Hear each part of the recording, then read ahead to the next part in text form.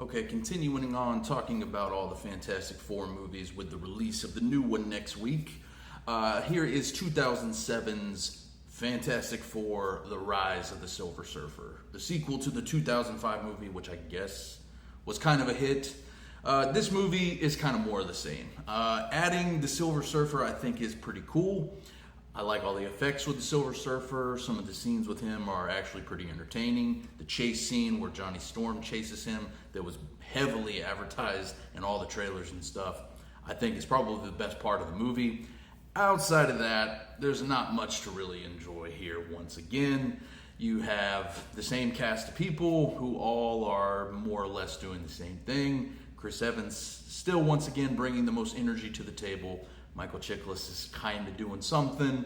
And then Julia McMahon, Ioan Gruffudd, and Jessica Alba, good lord. She is just terrible once again in this movie. Lawrence Fishburne does bring a little bit of gravitas to the voice of the Silver Surfer.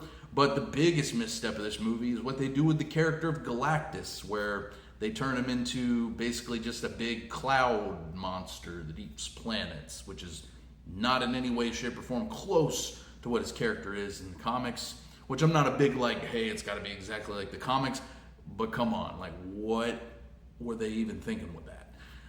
And again, outside of the Silver Surfer, you have very bad CGI, especially coming from Mr. Fantastic. God, they cannot get stretchy arm and stretchy legs and stretchy whatever. None of that looks good at all. This was still a bad point in CGI, and this is another movie that feels really steeped in the 2000s that just doesn't work, and it just doesn't vibe well.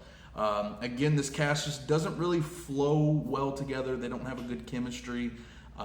There's not really a whole lot here that's working, and unfortunately, this is another big disappointment for me personally.